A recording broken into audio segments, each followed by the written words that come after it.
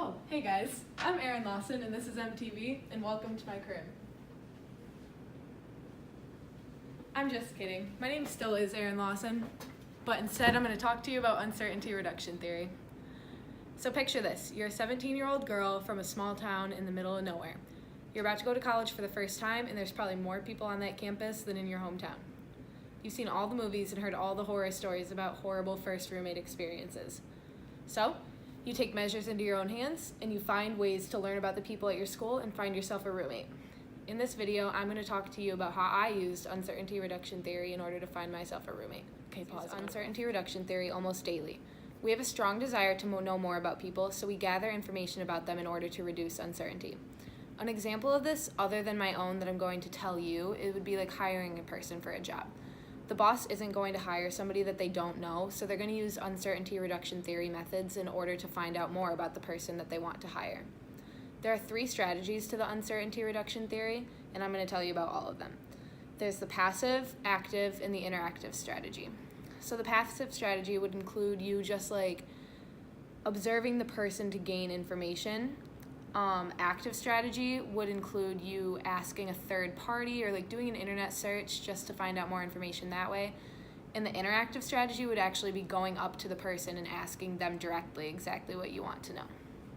So for my case, using it for the uncertainty reduction theory, I was using it to find a roommate for my first year of school here at Brockport.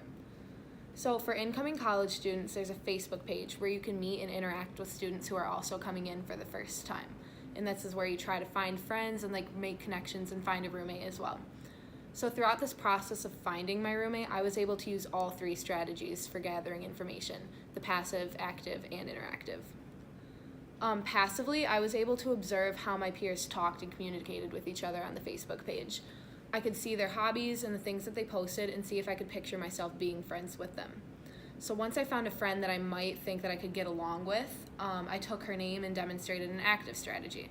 Actively, I would search her name on other forms of social media, find out more about what she likes to do, where she's from, things like that.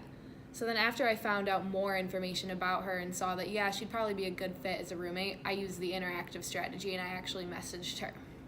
So with the interactive strategy, you start asking them questions and making connections directly with the person that you're interested in rooming with. I was able to use the 3 strategies of the uncertainty reduction theory in order to find my roommate. A piece of advice that really would have helped me do this process more effectively would probably be just skipping right to the interactive strategy. So by doing the passive and active strategies of the uncertainty reduction theory, I let myself make assumptions and biases about the person just by seeing what they were posted. It might not have been who they truly were by seeing things because I was able to just think that's how they were. I should have used the interactive strategy first so I could hear right from the person directly instead of letting myself come to conclusions about that person. Another piece of advice that would have helped me in this situation would have been just meeting the person face to face before making the decision to live with them.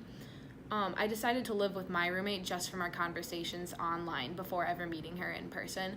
So by meeting in person and doing another interactive strategy, it really would have helped me. Perhaps if I used the interactive strategy in person and not online, it would have made my decision to live with her a lot quicker and a lot simpler. So in conclusion, uncertainty reduction theory can be a really helpful tool to build successful relationships and connections by meeting people.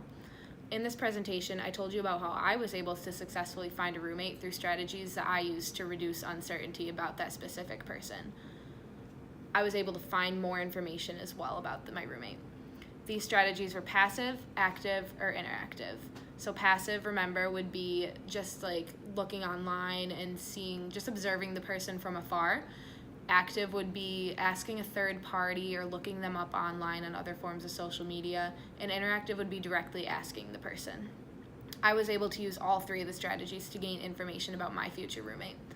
The uncertainty reduction theory is a beneficial tool, and it was able to help me find new friends at this school and my college roommate as well. So the next time that you need to find more information out about somebody, I urge you to channel your inner 17-year-old college girl self.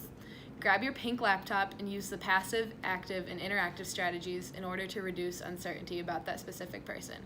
And if you do use these strategies and you get really far into somebody's social media, make sure you don't accidentally like a picture from 2011. Thank you so much for watching.